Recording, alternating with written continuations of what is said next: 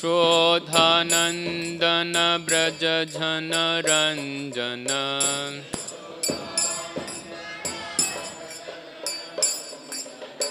यशोदानन्दन व्रज जन रञ्जन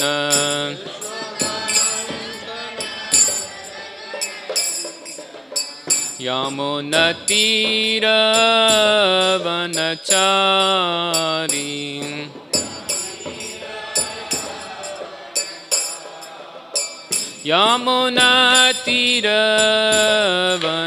यमुनतीरवनचारी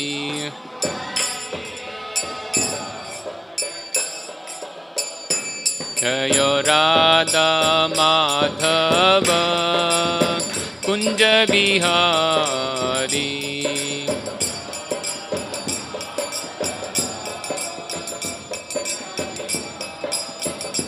जय राधा माधव कुंज बिहारी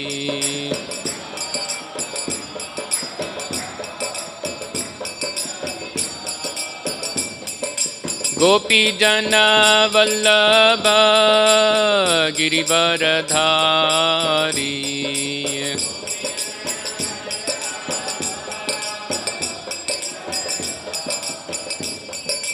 गोपी जन वल्लभ गिरिवरधारी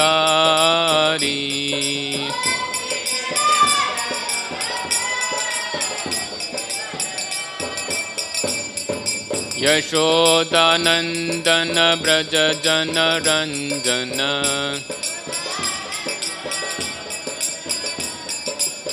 यशोदानन्दन व्रज जन रञ्जन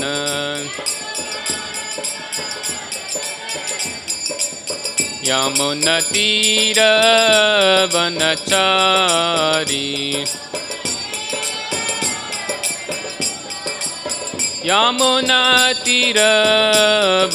यमुनतीरवनचारी जय राधा माधव कुंज बिहारी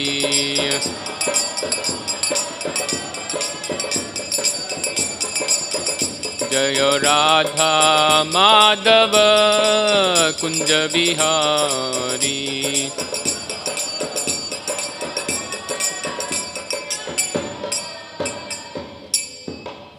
देवो विष्णुपाद परमहंस परिव्राजकाचार्य अष्टोत्तर सदस्य श्रीमद श्रील भक्तिवेदांत स्वामी प्रभुपाद की जय। देवो विष्णुपाद परमहंस परिव्राजकाचार्य अष्टोत्तर सदस्य श्रीमद श्रील भक्ति सिद्धांत सरस्वती गोस्वामी महाराज प्रभुपाद की जय। ग्रंथराज श्रीमद् भागवतम की जय। ओम नमो भगवते वासुदेवाय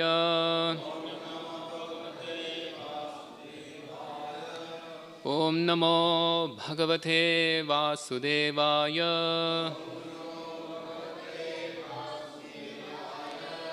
ओम नमो भगवते वासुदेवाय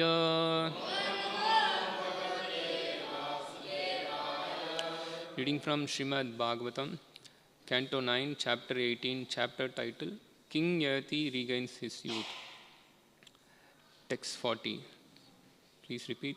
Shri Yadu Uvacha Na Utsahe Jarasa Sthatum Antara Praptaya Taba Aviditva Sukham Gramyam Vaitrashanyam Na Iti Purushaha Shri Yaduruvacha Notsahe Jarasa Sthatum Antara Praptaya Tava Aviditva Sukham Gramyam Vaitrashanyam Naiti Purushaha Shri Yaduruvacha नोत्सहे जरसास्तातुम् अन्तरा प्राप्तया तव अविदित्वा सुखं ग्राम्यं वैत्रशन्यं नैति पूरुषः श्रीयदुर्वाच नोत्सहे जरसास्तातुम् अन्तरा प्राप्तया तव अविदित्वा सुखं ग्राम्यं वैत्रशन्यं नैति पूरुषः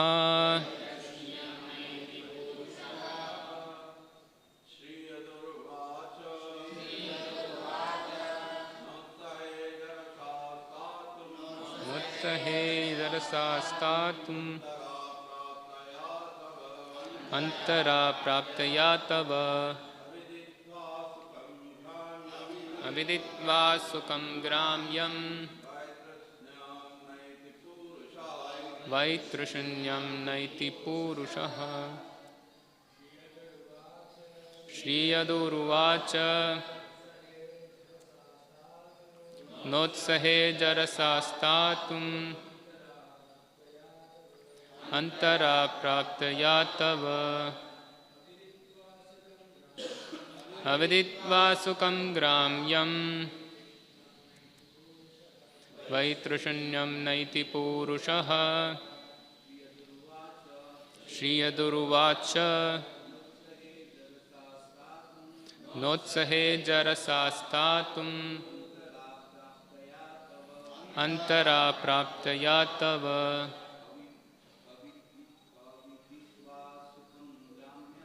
अविदित्वा सुखं ग्राम्यं वैत्रशन्यं नैति पूरुषः माताजी श्रीयदुर्वाच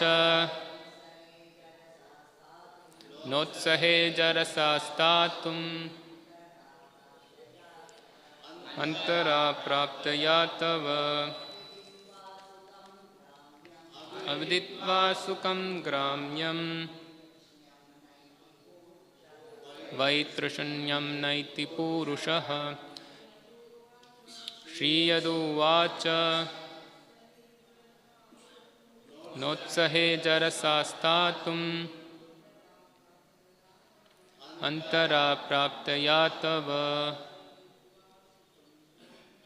अविदित्वा सुखं ग्राम्यं वैत्रशन्यं नैति पूरुषः श्रीयदुवाच Yadu, the eldest son to Yayati, replied, Na utsahe, I am not enthusiastic. Jarasa, with your old age and invalidity. Sthatum, to remain. Antara, while in youth. Praptaya, accepted. Tava, your. Aviditva, without experiencing. Sukham, happiness. Gramyam, material or bodily. Vaitrashanyam, indifference to material enjoyment. Na, does not. Eti, attain. Purushaha, a person. Translation and purport by His Divine Grace A.C. Bhaktivedanta Swami Prabhupada, founder Acharya of ISKCON. Translation. Yadu replied, My dear father, you have already achieved old age, although you also were a young man. But I do not welcome your old age and invalidity, for unless one enjoys material happiness, one cannot attain renunciation. Purport. Renunciation of material enjoyment is the ultimate goal of human life. Therefore, the Varnashram institution is most scientific. It aims at giving one the facility to return home back to Godhead, which one cannot do without completely renouncing all connections with the material world. Sri Chaitanya Mahaprabhu said, Niskinchanasya Bhagavad Bhajanonmukasya One who wants to go back home, back to Godhead, must be niskinchana, free from all affinity for material enjoyment. Brahman yupa samashrayam. Unless one is fully renounced, one cannot engage in devotional service or stay in Brahman. Devotional service is rendered on the Brahman platform. Therefore, unless one attains the Brahman platform or spiritual platform, one cannot engage in devotional service. Or in other words, a person engaged in devotional service is already on the Brahman platform. Mam chayo bhicharena bhakti yogena sevate sagunan samatithyaitan brahma bhuyaya kalpate. One who engages in full devotional service, who does not fall down in any circumstance, at once transcends the modes of material nature and thus comes to the level of Brahman. Bhagavad Gita chapter 14, text 26. If one attains devotional service, therefore he is certainly liberated. Generally, unless one enjoys material happiness, one cannot attain renunciation. Varnashrama therefore gives the opportunity for gradual elevation. Yadu, the son of Maharaja Yayati, explained that he was unable to give up his youth, for he wanted to use it to attain the renounced order in the future. Maharaja Yadu was different from his brothers. As stated in the next verse, Turvasush Choditha Pitra Druhyus Chanuscha Bharata Pratyachakyur Adharmanya. Maharaja Yadu's brothers refused to accept their father's proposal because they were not completely aware of dharma. To accept orders that follow religious principles, especially the orders of one's father, is very important. Therefore, when the brothers of Maharaja Yadu refused their father's order, this was certainly irreligious. Maharaja Yadu's refusal, however, was religious. As stated in the 10th canto, Yadoscha Dharma Shilasya, Maharaja Yadu was completely aware of the principles of religion. The ultimate principle of religion is to engage oneself in devotional service to the Lord. Maharaja Yadu was very eager to engage himself in the Lord's service, but there was an impediment. During youth, the material desire to enjoy the material senses is certainly present, and unless one fully satisfies these lusty desires in youth, there is a chance of one's being disturbed in rendering service to the Lord. We have actually seen that many sannyasis who accept sannyasa prematurely, not having satisfied their material desires, fall down because they are disturbed. Therefore, the general process is to go through grihastha life and vanaprastha life and finally come to sannyasa and devote oneself completely to the service of the Lord. Maharaja Yadu was ready to accept his father's order and exchange youth for old age because he was confident that the youth taken by his father would be returned. But because this exchange would delay his complete engagement in devotional service, he did not want to accept his father's old age, for he was eager to achieve freedom from disturbances. Moreover, among the descendants of Yadu would be Lord Krishna. Therefore, because Yadu was eager to see the Lord's appearance in his dynasty as soon as possible, Yadu refused to accept his father's proposal. This was not irreligious. However, because Yadu's purpose was to serve the Lord. Because Yadu was a faithful servant of the Lord, Lord Krishna appeared in his dynasty. As confirmed in the prayers of Kunti, Yado Priyasyanvavaye. Yadu was very dear to Krishna, who was therefore eager to descend in Yadu's dynasty. In conclusion, Maharaja Yadu should not be considered adharmanya, ignorant of religious principles, as the next verse designates his brothers. He was like the 4 Sanakas, Chatusana, who refused the order of their father, Brahma, for the sake of a better cause. Because the 4 Kumaras wanted to engage themselves completely in the service of the Lord as brahmacharis, their refusal to obey their father's order was not irreligious. Chakshurunmilitamena tasmain Shri Gurave Namaha Mukam Karoti Vachalam Pangum Langete Girimyat Kripatamaham Vande Shri Gurum Dinatarinam Vandeham Shri Gurum Shri Padakamalam Shri Gurun Vaishnavamscha Shri Rupam Sagrajatam Sagana Raghunathan Vitam Tam Sajivam Sadvaitam Savatutam Parjan Sagitam Krishna Chaitanya Devam Shri Radha Krishna Padan Sahagana Lalita Shivshakhan Vitamscha Namo Vishnu Padaya Krishna Prashtaya Bhutale Srimate Bhakti Vedanta Swami Nitinamine Namaste Saraswati Deve Gauravani Pracharine Nirvishesha Shunyavadi Paschatya Deshatarine Jai Shri Krishna Chaitanya Prabhu Nityananda Shri Advaita Gadadhara Srivasadi Gaura Bhakta Vrinda Hare Krishna, Krishna Krishna, Hare Hare, Hare Rama, Rama Rama, Hare Hare. Shri Yadurvacha, Notsahe Jarasa Sthatum, Hantara Praptayatava, Vidit Haviditva Sukham Gramya.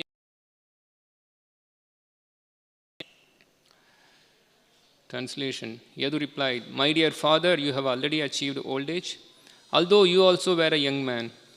But I do not welcome your old age and invalidity, for unless one enjoys material happiness, one cannot attain renunciation. So here we are seeing Maharaj Jayati is requesting his son to transfer his youth. In exchange, he will give his old age to Yadu. And for that request by the father, Yadu is replying plainly that he is not accepting that proposal. But Yadu has a very good reason for rejecting the proposal of his father. Particularly, this is from Srimad Bhagavatam. So obviously, we can expect the higher purpose that Yadu has for rejecting the proposal of the father. Generally, as Shastras describe, one should always obey the orders of the elders.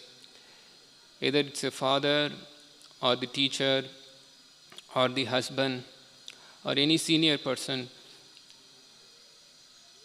or even the elder brother. So the juniors are supposed to obey the higher orders. So all these are pious activity, obeying the orders, obeying the instructions of the superiors. It's a very pious activity. But here we see that Yadu is not ready to accept the proposal of the father, especially father. Father is a very respected personality for everybody, and particularly in Vedic culture, father is having a very high position, especially the whole family depends on the decision of the person who is generally the father. So this is a very important instruction that we see here, that for a higher purpose, one can reject even the instructions of the father. We see in Ramayana how Lord Ram was so much inclined to follow dharmic principle of obeying the instructions of the father. The instruction of obeying the father for Lord Ram is a big catastrophe for any ordinary person, because the day of coronation for the prince is going to happen, and on that day, the instruction of the father is that he has to just leave the kingdom and go to the forest. It's really very tough for any ordinary person. In fact, it is not at all possible for ordinary person to follow what Lord Ram did. But Lord Ram is setting the example that one should obey the order of the father.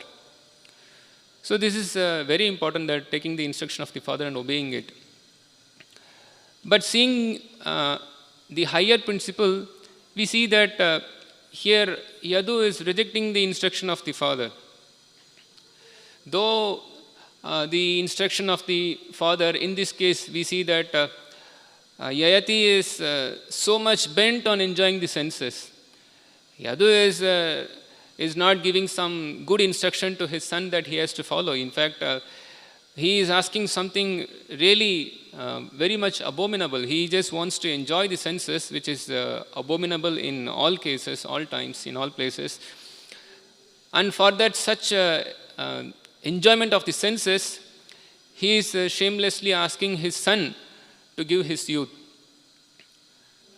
So though in one sense this is a very bad thing, very bad proposal that the father is putting forth to the son, but still as per Shastra, just this is father asking the son, such instruction are not to be neglected. That's why we see that in the next verse that Srila Prabhupada, he again, even before the next verse comes, Srila Prabhupada quotes the same words in this purport, by saying that just because the other sons of Yayati rejected the proposal of the father, they were addressed as adharmanya, means they were irreligious. But here we see that Yayati was rejected by Yadu, but still he is not at all considered religious. In fact, here it is said that Dharmashila, that's what Srila Prabhupada in his purport is trying to churn up from all different purports from Srimad Bhagavatam, that Yadu is a very, very dharmic person. And Yadu himself is glorified by Kunti Maharani in his prayers. So we see that there is always full support for Yadu from all angles, because he is doing this rejection for a higher purpose. That's to be noted. In fact, Srila Prabhupada, he starts with the purport by saying that renunciation of material enjoyment is the ultimate goal of human life. So Yadu, he did not accept the proposal of the father because he had in his mind to enjoy the senses for a certain period and then gradually give up that path of enjoyment. So this is the purpose of Yadu. Yadu, he could see that these senses are very disturbing in the youth, and if he is going to give his youth to the father, and then for sure the father is going to give back his youth in the later part of his life, then say that he is getting his youth after thousands of years. That's what we see here, that Sarmishta was enjoyed by Yayati for thousands of years, and then later he gives back the youth to his son. So Yadu, who was so intent on taking up the process of Krishna consciousness seriously, in fact the goal of Yadu was to situate himself in Krishna consciousness. And for that he is taking the gradual process of sense enjoyment and then gradually giving up, renunciation. So he doesn't want to give this up for a higher purpose. He had a very good purpose of giving up sense enjoyment, and for that he has to enjoy the youth and later it has to be given up. But then if at all he is going to give his youth to his father, then that process of self-realization is going to get delayed. So he doesn't want to accept the proposal of the father. So this is very important, that the whole Vedic literature is stressing so much of renunciation of material enjoyment. The day the conditioned soul left the association of Krishna to enjoy material nature is the day, the beginning of his unlimited sufferings. The attachment to material enjoyment is the cause of all suffering for the living entity. The material attachment which the conditioned soul is having life after life is the cause of his suffering. That's why Shastra is so much speaking about renunciation. We see that Krishna, he himself is speaking about this renunciation in Bhagavad Gita. When Arjuna was questioning Krishna about this restless nature of the mind, Chanchalam hi mana Krishna. That time Krishna, he encourages Arjuna by saying that Abhyasa tu kaunteya vairagena cha gruhyate, that by the practice of Krishna consciousness and by renunciation, one can curb the mind. So this renunciation is stressed throughout the Shastra, and particularly in all Bhakti literatures, renunciation is considered a very, very important quality. In fact, the followers of Chaitanya Mahaprabhu, for them, this quality of renunciation is very much needed. Srila Prabhupada, he just quotes the sloka which speaks about the renunciation. It comes in Sri Chaitanya Charitamrita in the context of the conversation between Chaitanya Mahaprabhu and Sarvabhauma Bhattacharya. Sarvabhauma Bhattacharya, he is requesting Chaitanya Mahaprabhu to give his audience to the king of Orissa, King Prataprudra. That time Chaitanya Mahaprabhu is quoting this verse, Niskinchanasya Bhagavad Badhanonmukasya Param Param Jigamisor Bhavasagarasya Sandarshanam Vishayinam Atayoshitam Cha Ha Hanta Hanta Vishabhaktanato Apya Sadhu. So Niskinchanasya Bhagavad Badhanonmukasya. So somebody who has taken a spiritual life, Niskinchana means one who has taken to a spiritual life, who wants to stop this repeated birth and death.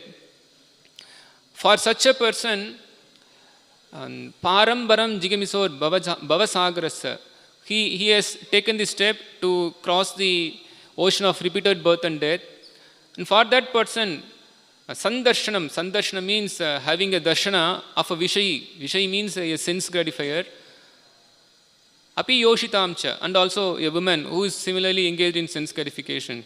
So these things are not at all to be engaged in for a person in spiritual life. Somebody who has taken a spiritual life, we the practitioners of Krishna consciousness, we have taken a spiritual life. So this instruction that Chaitanya Mahaprabhu is giving is not only for a sannyasi, for anybody who is so much intent about conquering repeated birth and death. For them, attachment, or what to speak of attachment, even seeing a person engaged in sense gratification, that is not at all permissible. So this is Chaitanya Mahaprabhu's instruction that we devotees should always take full note that am I attached to anything which is going to hamper my path back home, back to Godhead. This is very important because this attachment to material enjoyment is always harmful. There are so many varieties of attachment. There may be attachment for the wife, for the husband, for the son, or for a person who is preaching Krishna consciousness, he may be attached to his position, name, fame. So there are so many different attachments. But all these attachments are simply going to harm us. Why should the Shastras so much speak about this renunciation? Because ultimately this attachment is harming us. We think that attachment to a wife is very nice, very beautiful. Attachment to the husband is very nice, very wonderful.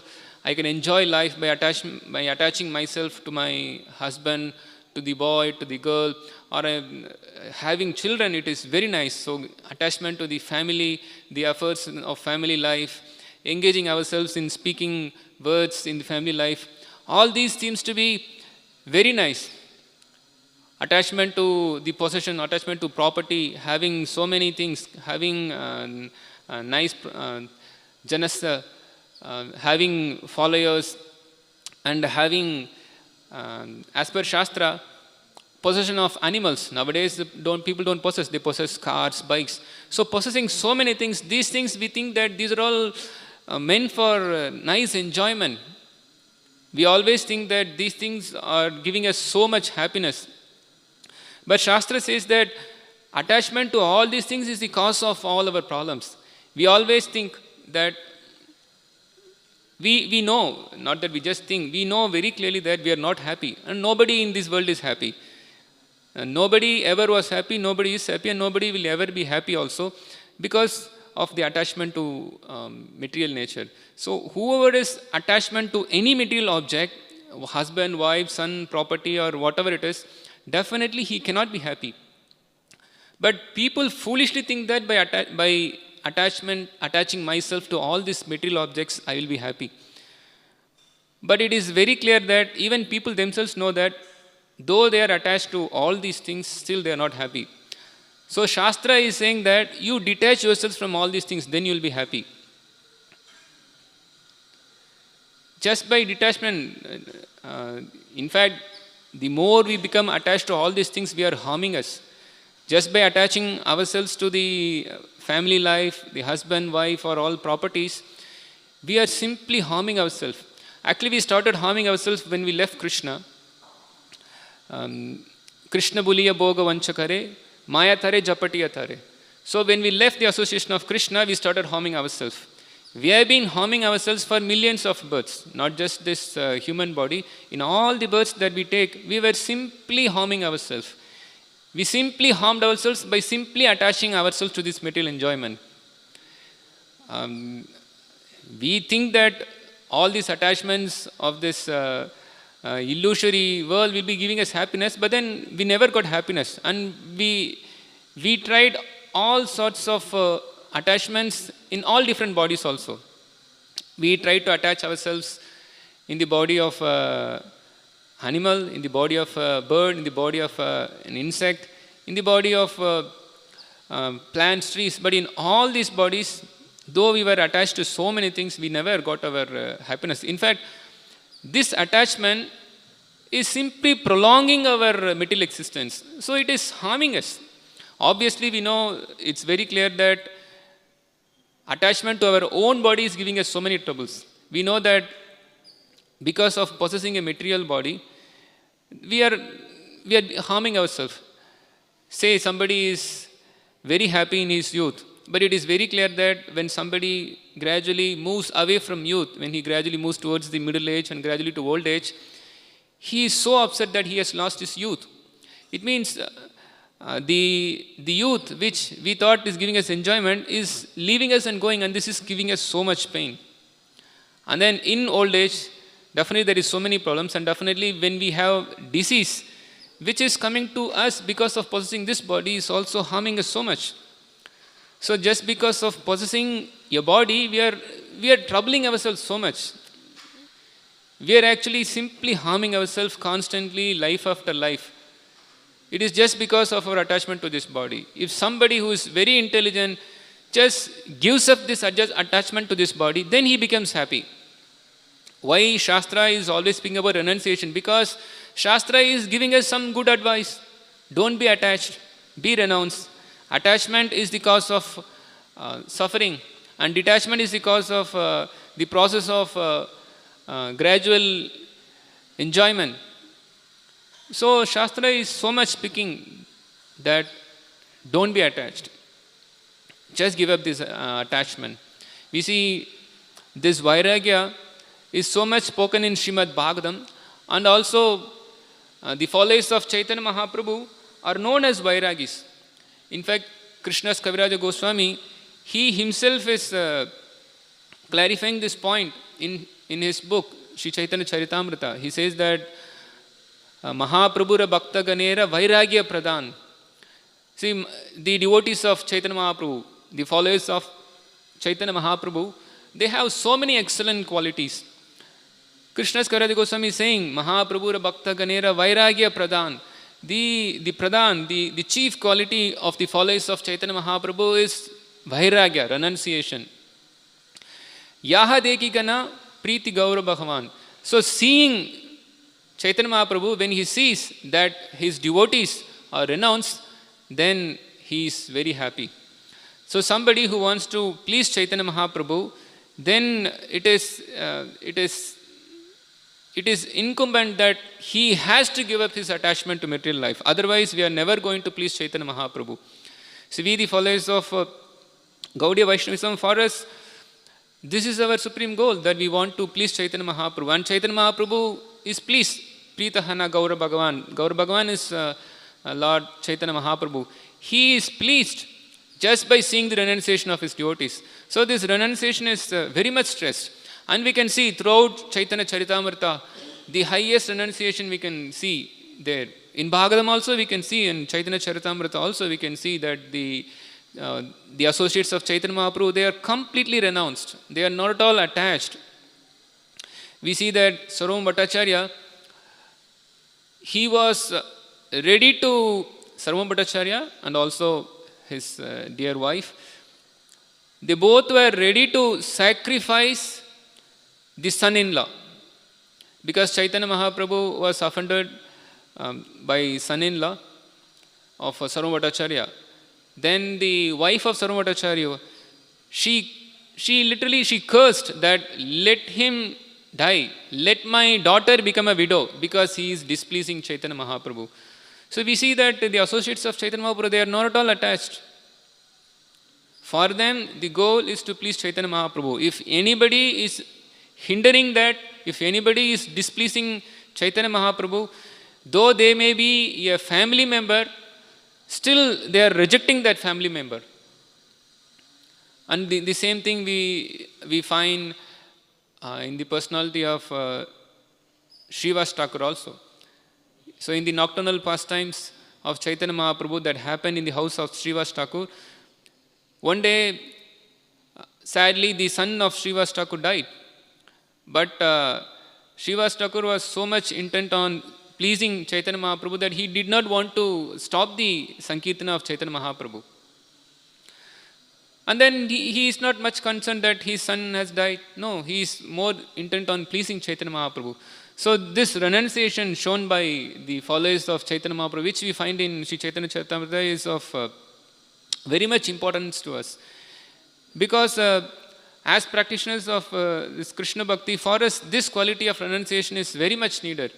In fact, Chaitanya Mahaprabhu is glorified by Sarvabhauma Bhattacharya with this particular point of renunciation, that Chaitanya Vairagya Vidya Nija Bhakti Yoga Shikshartam Eka Purusha Purana, that Chaitanya Mahaprabhu is glorified by Sarvabhauma Bhattacharya as the person who has come to teach us renunciation, knowledge and pure devotional service to Krishna. And anything which is hampering to attain such renunciation, that is rejected by Chaitanya Mahaprabhu. So Chaitanya Mahaprabhu has personally come to taught us this renunciation, because this is the merciful nature of the Lord. The Supreme Lord is seeing that all the living beings are suffering in this world, and all this suffering is simply because of our attachment to matter. And only when we are renounced from this matter, then we can be happy. So Lord himself is coming and then teaching this principle of renunciation. In fact, we see that Chaitanya Mahaprabhu is setting the standard, the very high standard, which is very difficult for ordinary person or even a very elevated spiritual person to imitate. So Chaitanya Mahaprabhu himself, he is showing by his personal example that he is renouncing his young and beautiful wife and also a very affectionate mother. Nobody wants to give up a very affectionate mother. It's very hard nowadays to find such an affectionate mother. But then Chaitanya Mahaprabhu, he had such an affectionate mother, but he just renounced his mother. This is superficially, but we should know that Chaitanya Mahaprabhu is setting the example of renunciation, and he also gave up his young and beautiful wife. Nobody wants to give up sex life, and especially a young and beautiful wife, nobody wants to give. But we see that Chaitanya Mahaprabhu is setting this example, that we should not be attached to wife, we should not be attached to mother, we should not be attached to the husband, we should not be attached to the family life. Everything has to be renounced for the purpose of pleasing Krishna. So that is very important. So this renunciation is of very much importance to the practitioners of devotional service. And in Srimad Bhagavatam also we see that Vasudeva Bhagavati Bhakti Yoga Prayojitaha Jainayat Yas Vairagyam Jnanam Chayata Haitukam. So this renunciation is also seen in Srimad Bhagavatam, how by practicing devotional service one develops this quality of renunciation. And here we see that to take up such renunciation in the near future, Yadu is rejecting the proposal of his father, Maharaja Yayati, because he wants to make sure that he is attaining success in his spiritual life. That's very important. That's why we see that everywhere in Srimad Bhagavatam, the renunciation is so much prominent. See, we are seeing the story of Maharaja Yayati. Though the character of Yayati, at present, if you see that he is simply, after his senses, want to enjoy his wife, so he is simply asking for the exchange of youth from his son. But gradually we will see that Maharaj Yayati is also taking up the process of renunciation. He also renounces his wife, and then he also moves towards the path of Krishna consciousness and goes back home, back to Godhead. So that's why this history of Maharaj Yayati is there in Srimad Bhagavatam. Otherwise, why should somebody discuss the story of Maharaj Yayati or Maharaja Yadu? Because they are all great personalities.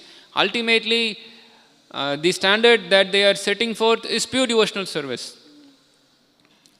That's why those stories are present in Srimad Bhagavatam. And Srimad Bhagavatam, time and again, in every place, it is stressing the importance of pure devotional service to Krishna. And for that attainment of pure devotional service, all other material dharmas are kicked out. We see that here, Yadu is disobeying the instruction of the father. So for a person in a karma kanda, he may see that this is a very bad example set by Yadu because he is disobeying the father. Because he, by a great personality, if he disobeys the father, then what will the citizens do? Maharaj Yadu is going to be a great king. And if that great king is going to disobey the father, then how will the citizens be properly situated? But here we see that Yadu is refusing his father, because Yadu, he is not setting the standard of following a mundane instruction or mundane dharma. He is setting the high standard of renunciation of all material enjoyment. That is the one, that standard is Yadu is setting forth for his citizens. Nobody is criticizing Yadu because he disobeyed his father's instruction. But Yadu is simply glorified because he is setting forth the example of renunciation. That's why Krishna is coming in the parampara of Yadu. Why should Krishna come in the parampara of Yadu? Why he is appearing himself in the dynasty of Yadu? Yadu priyasyanvavaye. That's what Kunti Maharani is saying. That Krishna, he appears for so many purposes, and then one purpose is that he wants to spread the glories of the dynasty of King Yadu. So that is also a glorification for Yadu, that Yadu is such a person that Lord himself is appearing in his dynasty. That's, in fact, we know that Krishna is glorified as Yadava. It's all in reference to King Yadu. He is known as Yadunandan, the person who has appeared in the dynasty of King Yadu. In fact, Krishna is Yaduvira. Like that, Krishna is glorified by his connection with his pure devotees. So this is a very high example set by Yadu, that though externally it seems that he has rejected his father's instruction, but he is establishing the supreme principle of renunciation for the pleasure of Krishna. That time and again we see in Srimad Bhagavatam, that dharma prochita kaitava, all mundane dharma is just kicked out from Srimad Bhagavatam. Dharma, artha, kama, moksha, all these things are kicked out from Srimad Bhagavatam. Following the instruction of father is a highly material piety, but such material dharma is kicked out in Srimad Bhagavatam. In fact, Krishna himself is saying, Sarvadanvan paritajya mamekam shanavada. You just give up this dharma, all this instruction of mundane piety, you just give up and just surrender unto me. And Bhagavatam is also exemplifying through so many characters, that here we see the example of Yadu rejecting his father. And this is not the only example we see in Srimad Bhagavatam. There are so many examples in Srimad Bhagavatam where the father is rejected, the father's instruction is rejected by the son for the higher purpose. If the son is not having a higher purpose, then it is mandatory on him to obey the instruction of the father, else he is going to reside in hell. But for the higher purpose of attaining Krishna consciousness, then the son can disobey the instruction of the father. Here we see Yadu is disobeying the instruction of the father, Yayati. And also, Srila Prabhupada, he is quoting Chatusana, the four Kumaras. They also rejected the instruction of the father, Brahma. Brahma's instruction was rejected by the Chatusanas, because the Chatusanas were inclined towards God realization. They do not want to continue their attachment, which is harmful for their life. So they just rejected the father's instruction. Though he may be Lord Brahma, the supreme controller of the big universe, but still they rejected the proposal. And also we see that the very famous example of Prahlad Maharaj, he also rejected his father's instruction. His father gave him a very damn instruction of chanting his name and not to chant the holy names of Hari. But Prahlad Maharaj, he rejected his father. He in fact rejected his father, not just the instruction of the father. He did not care for the instruction or the authority of his father at all. So there also we see Hiranyakashipu's instruction was neglected by Prahlad Maharaj. And also King Daksha, he gave the instruction to his sons, the Haryasvas, to take up tapasya so that they can in the future engage in progeny. But they also rejected the instruction of their father, taking up the instruction of their spiritual master. Narada Muni. So we see that for a higher purpose than such instruction, a material instruction, maybe should be rejected. In fact, should be rejected. That's why we see that in ISKCON there are so many brahmacharis. They all, in fact, mostly everybody rejected the instruction of the father and then joined the ashram. Where is the mother who will be so happy to send the son to join full-time in the ashram? But then we see that the instruction that is there in Srimad Bhagavatam is followed throughout the parampara. That even now the brahmacharis, they just reject the instruction of their mundane father to join full-time for the service of Krishna. So such things are always welcome. This is always having a very high purpose. The higher purpose is to please Krishna, that we know, and this is for our own sake. This is for our own sake. Here we see that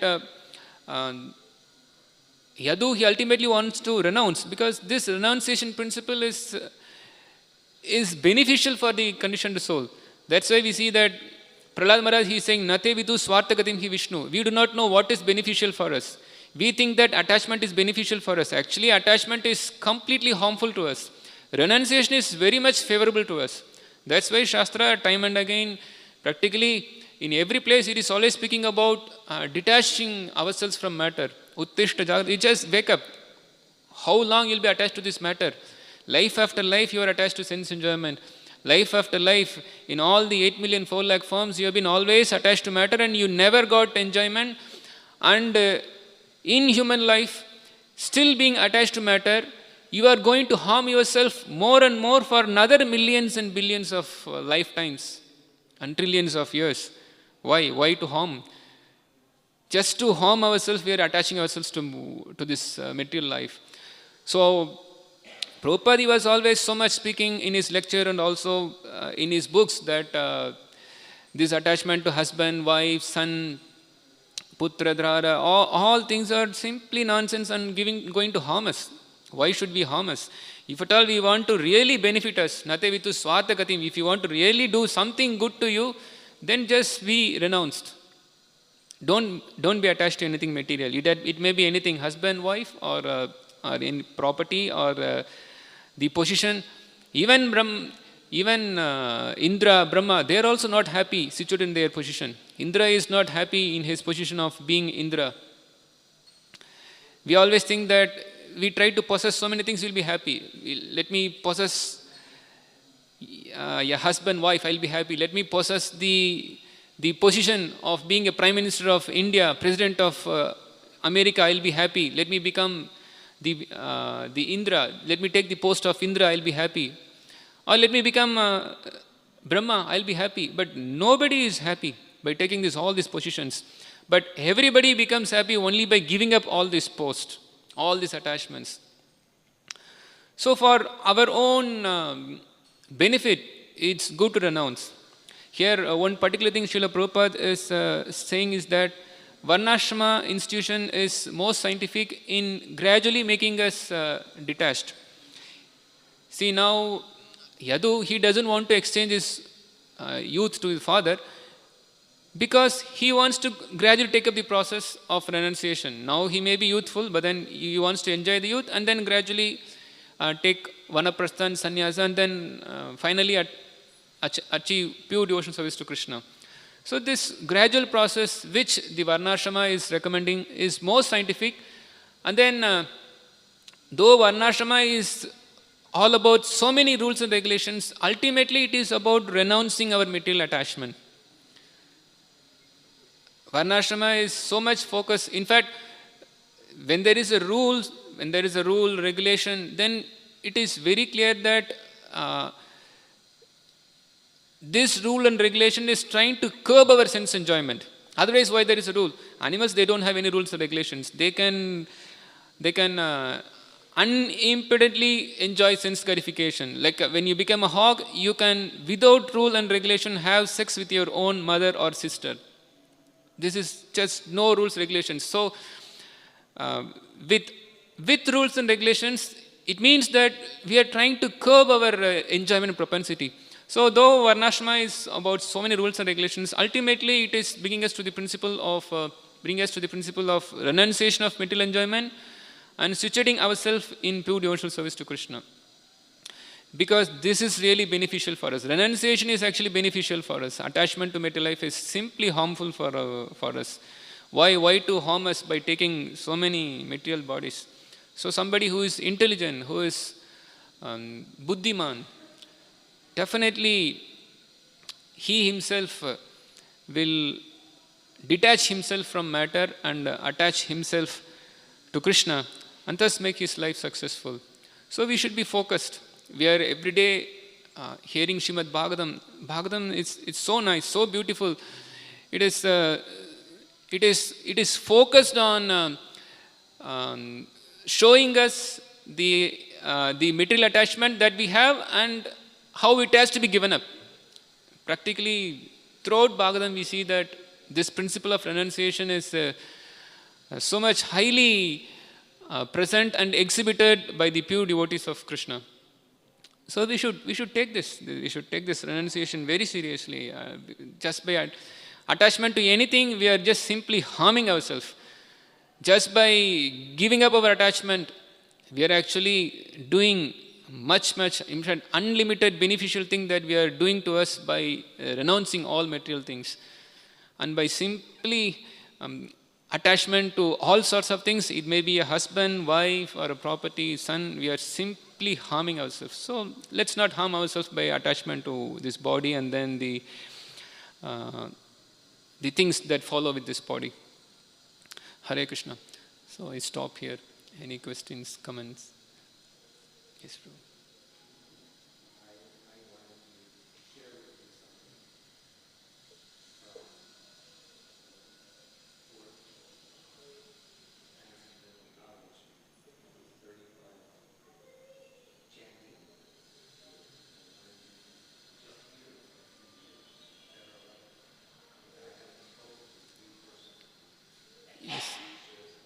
Yes, bro.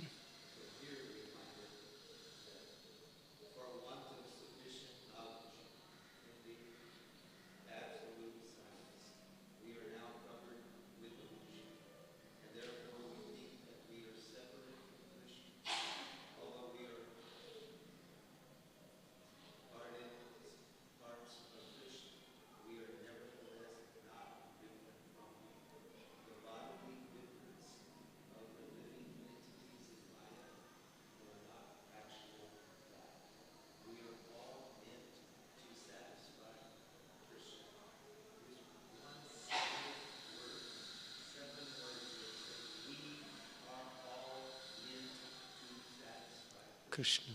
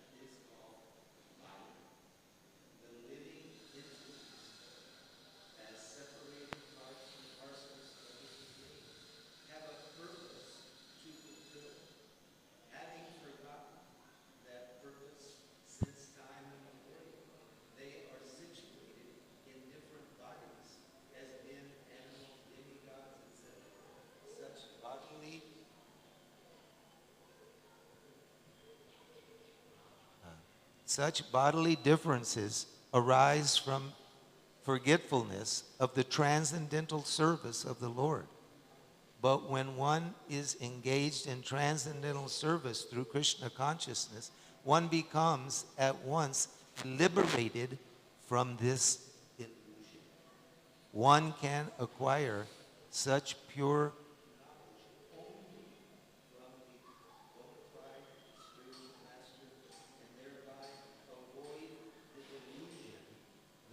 living entity is equal.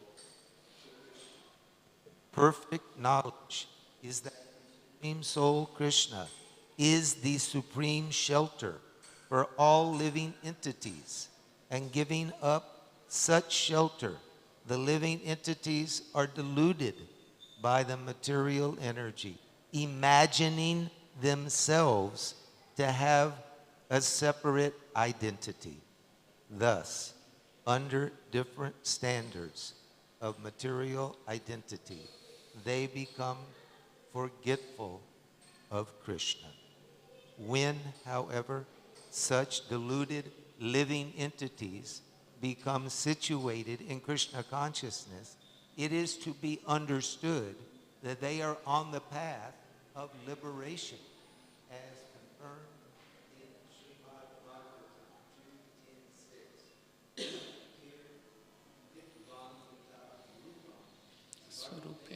2:10-6. Liberation means to be situated in one's constitutional position as an eternal servitor of Krishna. I just wanted that one little point. I haven't spoken in this room so far, but they have very powerful words that are meaningful for us to give some consideration to. So I'll just hand this back. Yes, from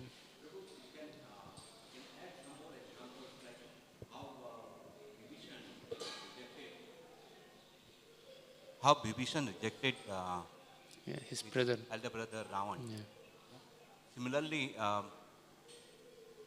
Bali Maharaj rejected his guru. Yes, yes. Rajya. Superior, yeah. Two examples. Yes, yes.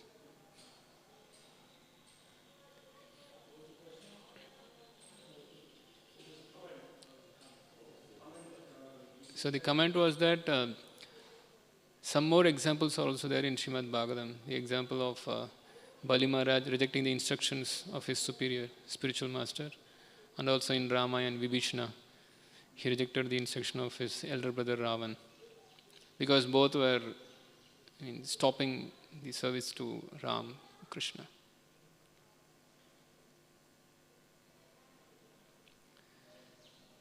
Yes, ma'am. Hare Krishna, Prabhu. So, Srila Prabhupada makes a point in the purport that, what was it? Oh, that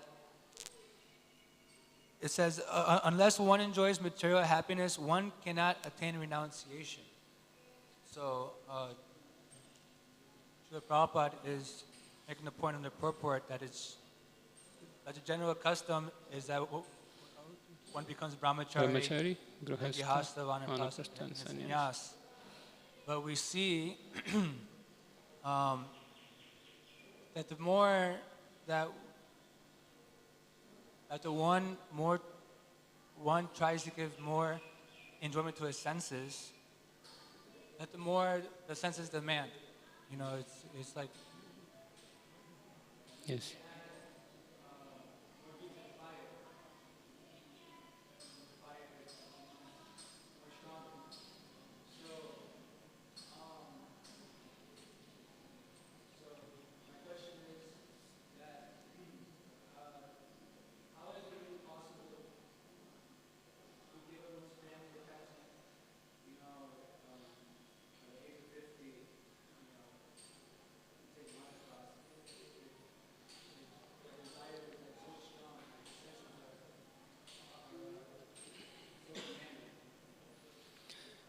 Srila Prabhupada in, I think it comes in one of his lecture, there Prabhupada says that this Vairagya renunciation comes by hearing about Krishna.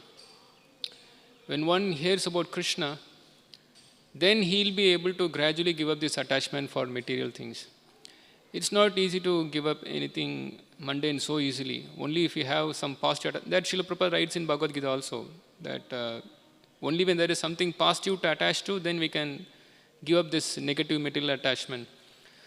So that Krishna, the principle of hearing about Krishna. That's the positive principle. So when somebody is inclined to hear about Krishna, then naturally there will be disgust to enjoy material life.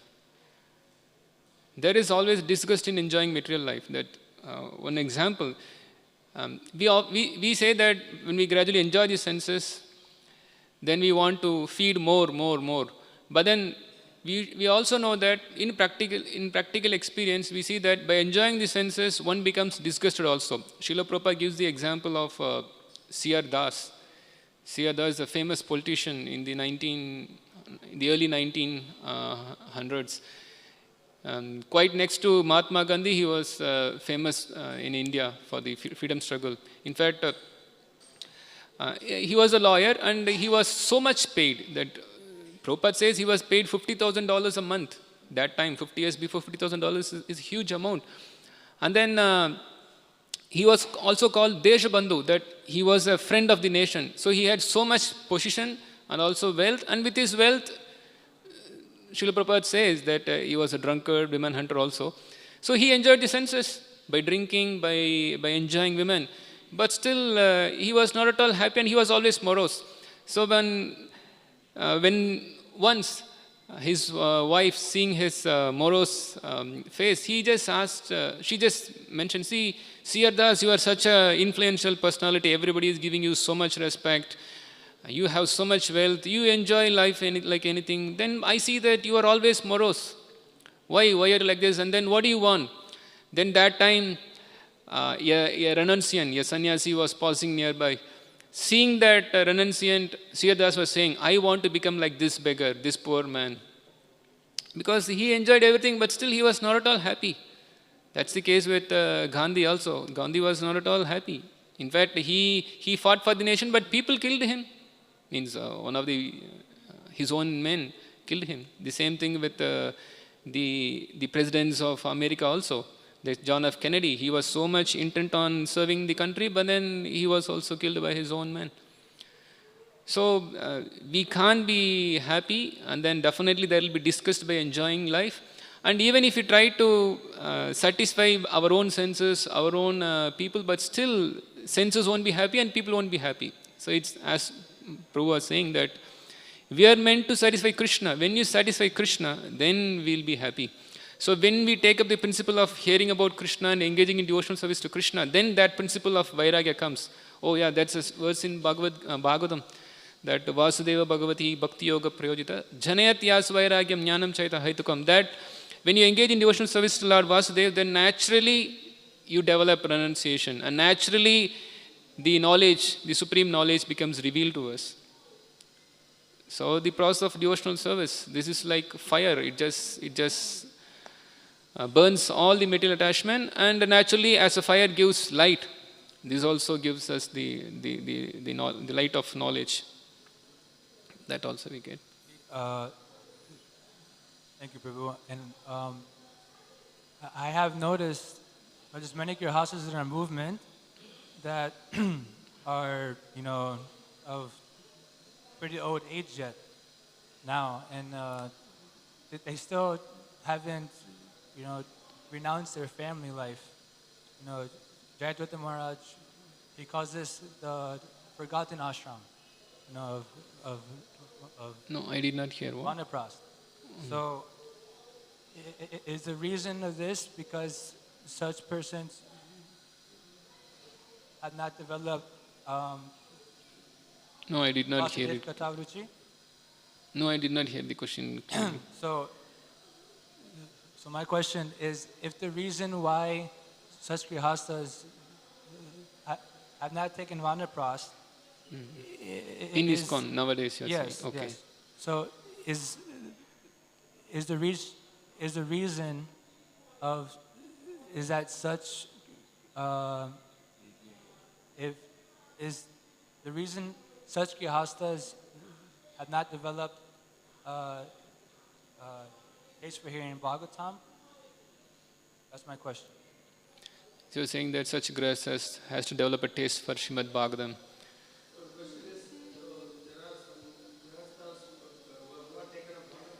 Yes, Vanaprastha. Bhagavatam. Yeah, if they are attached still, then that is the reason that they have not developed taste for hearing Srimad Bhagavatam. But then if somebody is living life of a householder but simultaneously serving full time, that we see many ISKCON devotees, as a grahasthas, they are full time engaged in service. So it's why should we renounce such activity? That's the difference between sannyas and tyaga. That we don't want to renounce the activities of Krishna consciousness. So if somebody is fully engaged as a householder in serving Krishna, then that doesn't have to be rejected. But we should see if somebody is attached to material things and still holding on to his grahastha life, then it is very clear that they have not developed a taste for Srimad Bhagavatam, or the full taste is not yet manifested. They are in the gradual process. It's a gradual process. So by regularly hearing, they will get a taste.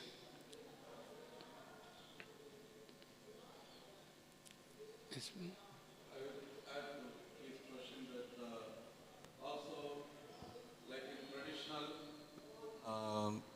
The Vedic system, the vanaprasthas, if they go to some holy place, some temples, there are always some facility for them to maintain, and they could get easily prasadam and do whatever the little seva they can, and they will do, and they will live like that vanaprastha life.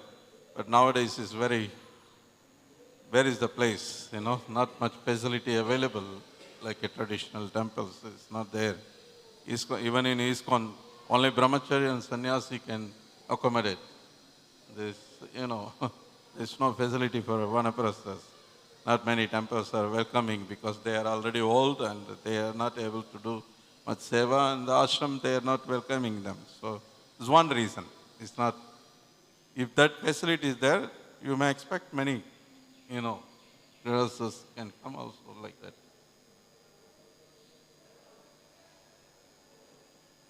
Grantraj Srimad Bhagavatam ki jai, Srila Prabhupada ki jai.